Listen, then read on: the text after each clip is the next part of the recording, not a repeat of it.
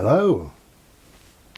So the question is, what can a woman know? What can a cow do? The question is, what can a cow do that a woman can't? Stand into water up to her tits without getting her fanny wet.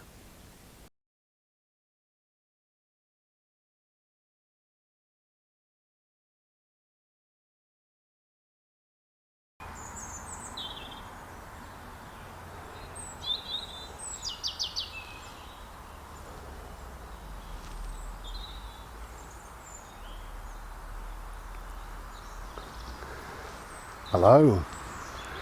Bird, come on, stop licking. Come on, you're going to embarrass yourself. Hello, just listening to the birds. Glorious, I told you. Okay, so a couple of things really in this video. I'm going to talk about anxiety just for a minute or two, but the main thing about this video is, if you're in the UK, is to tell you about a company not to use. So I've spoken about anxiety a number of times really, so I don't want to sort of deliberate the point, you know, it gets bloody boring. So for me, anxiety comes hand in hand with depression, and the depression can be at whatever level really, you know.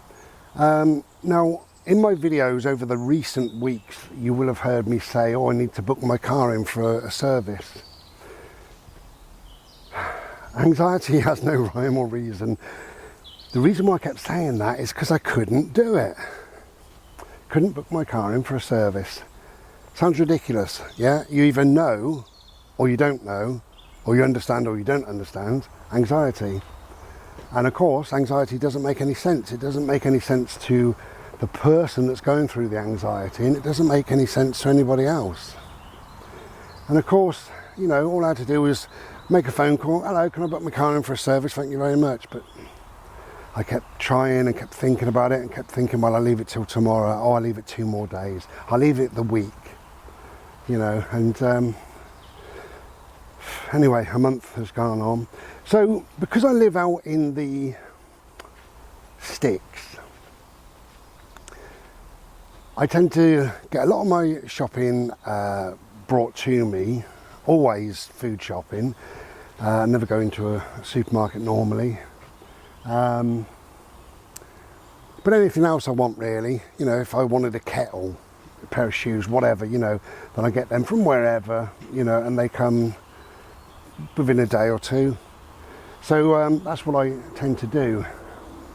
So with my my car, because I live out, not really out in the sticks, but you know, far enough away to cause a little bit of grief, you know, I can't just walk home and have a Slurpee while I'm waiting for them to call me back. So when I make the phone call, I have to say, have you got a waiting room, you know, is there somewhere I can wait, or have you got a courtesy car, how long will it be, you know. And, anyway, so because I do a lot of stuff online, I also sometimes book things like an MOT or a service or whatever online. And with the MOT, sometimes they come and pick the car up. It's free delivery and collection, or collection and delivery, and that's great. And it just saves me having to sit around in the cold for an hour or two, or trying to get the bus back home or whatever, you know. So what's he doing? Oh, he's okay. You little monster. You.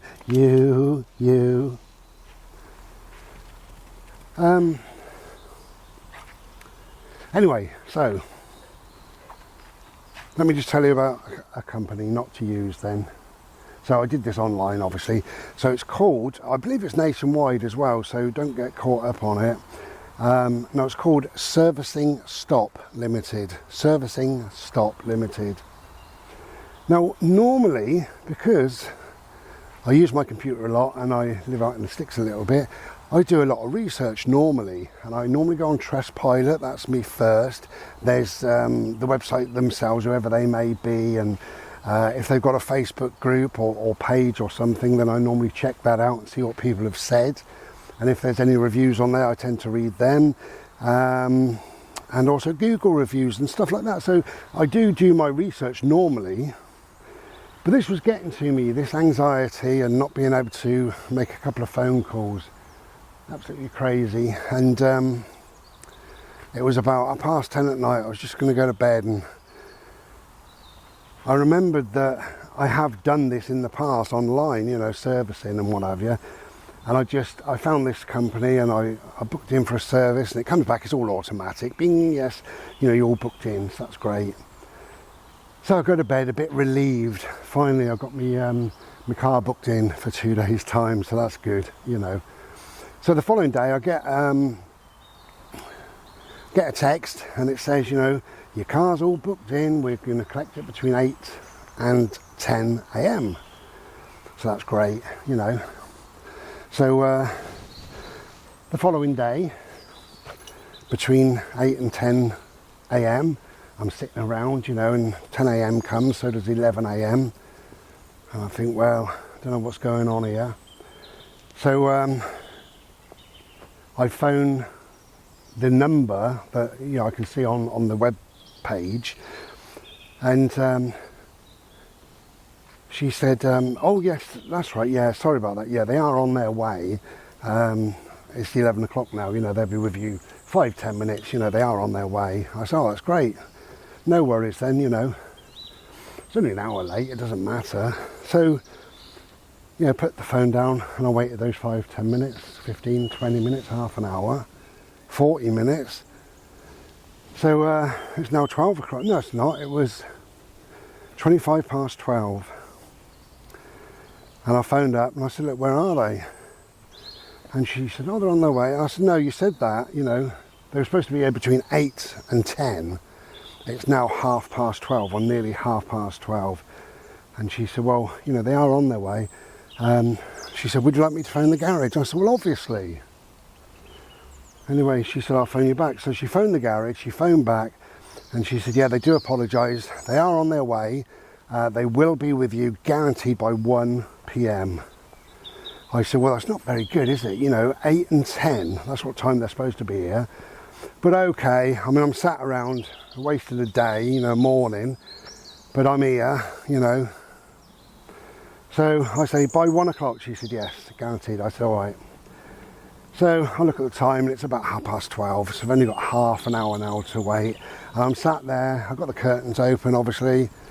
You know, I've got a dog who likes to bark at everything. And I've got it's a dummy CCTV camera, but nobody knows it's dummy, do they? So, waits till 1. Nobody arrived, nobody.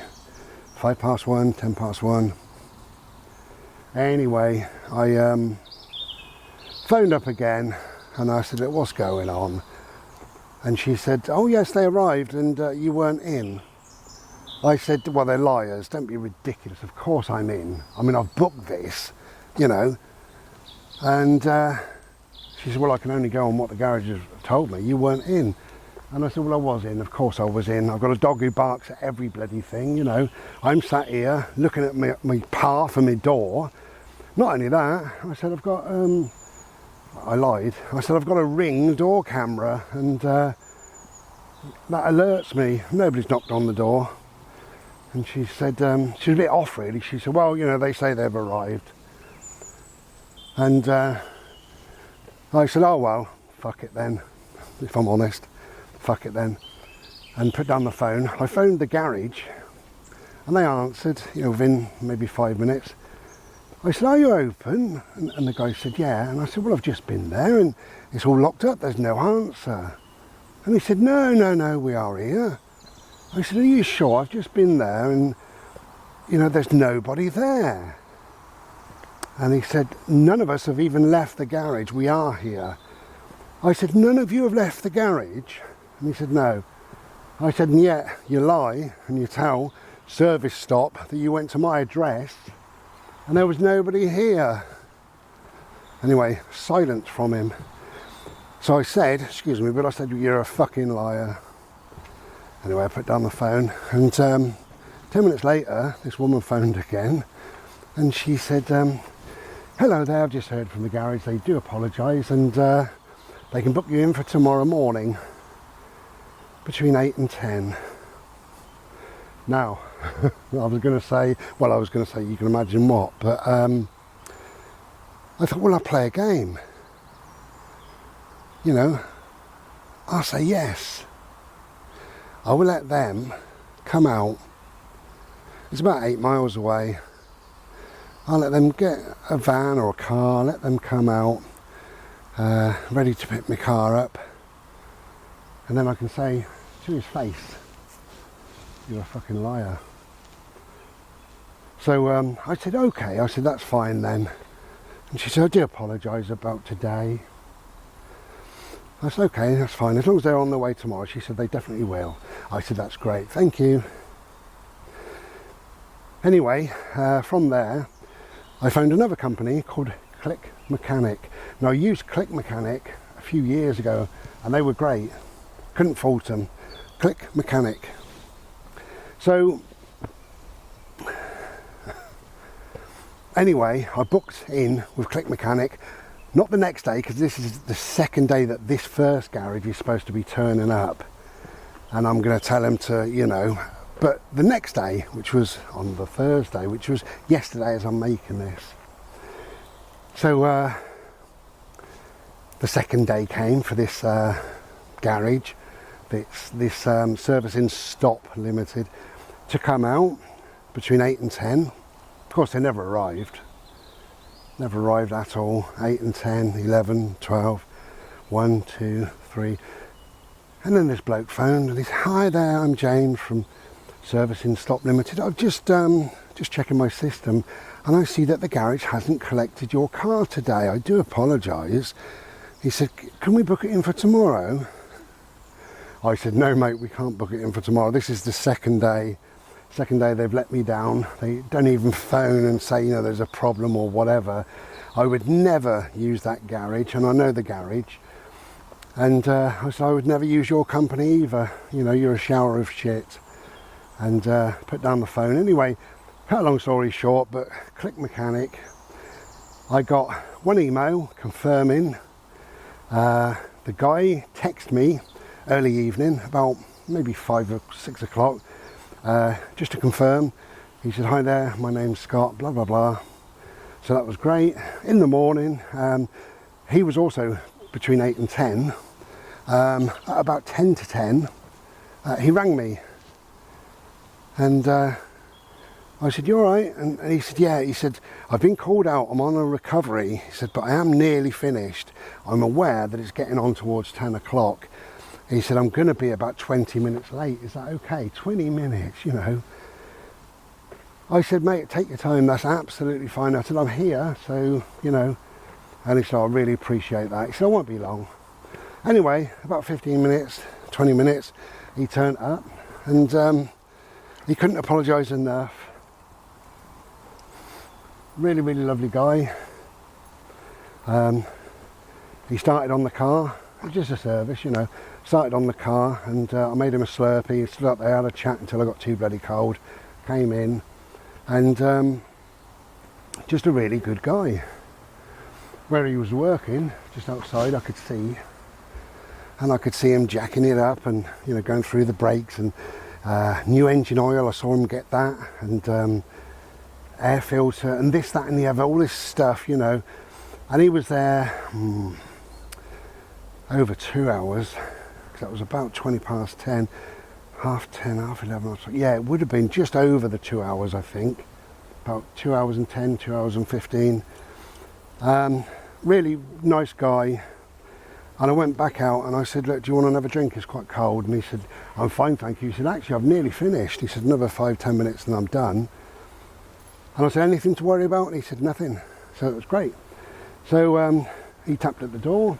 I said, come in, because it's a bit warmer. So he came in and gave me the paperwork, and basically away he went. But that's called Click Mechanic.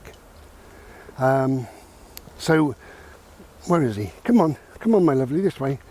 So you get good and bad, you know. Of course, the good, the only sensible way is, if you can, is to get to know a garage and take it in. But as I say, I live a little bit away, and it can sometimes cause me a little bit of stress and anxiety and things. So I tend to do things my way, whatever works for me, you know. Anyway, so here we are. You sound like a little pig. Here we are, out on a bimble, to try and alleviate some of this, hey, come on, this build-up of this anxiety and what have you. And as I say, anxiety and depression, for a lot of people, including me, do go hand in hand. So my mood is a little bit low, and it has been for a little while, not long, but just for a little while. And of course I had to go and see the heart specialist, so just going for an appointment and talking about a disease within your heart, you know, isn't great. Anyway, so I've also booked my blood test for the 12th of March, 12th of this month. So about 10 days after that, I get a phone call about my cancer score, which I hate, as you know, but whatever, we've got to go through it, so that's that. And there's a couple of things that I want to do, but because of the anxiety, I couldn't get round to doing them. So I needed really to knock off one thing at a time, and the servicing is now done. The blood tests are now booked. The appointment's made for the lady to phone and give me my cancer score. I don't know what it's called, but I call it cancer score. So it freed me up a little bit in my mind, so that's really good. But there's a couple of other things that I need to do. I need to phone an osteopath at some stage. You know, I said weeks ago I got this bad neck. Well, it's still bad, and it must have been bad long before Christmas. It must be October time, so I've suffered enough. So I need to get on and do that. But you know, some days is worse than others, so we just see how it all goes. So here we are.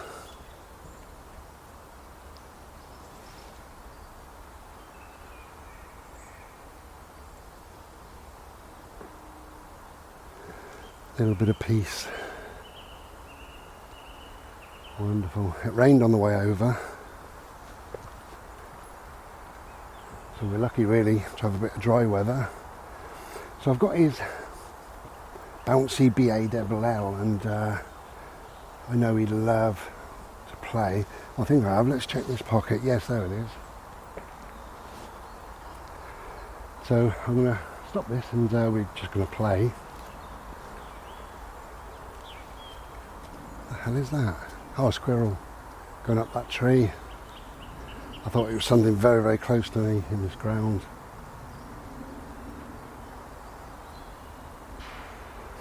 Okay. So I can't really describe anxiety to you. I have tried several times, and I've written about it in my book. And you know, if you're interested, there's loads of resources out there, but if you don't have anxiety, then there's no need, is there, for you to really have much of an understanding about it. It's a very, very strange thing, because it actually makes not a lot of sense to anybody. And yeah, it does seem ridiculous. A grown man can't perhaps make a phone call, and I struggle to open letters as well. Anyway, but what I can do is kick a ball for this little chap, which is exactly what we're going to do. So whatever you're doing, try and have a good day, and try not to worry about things. Things happen, you know.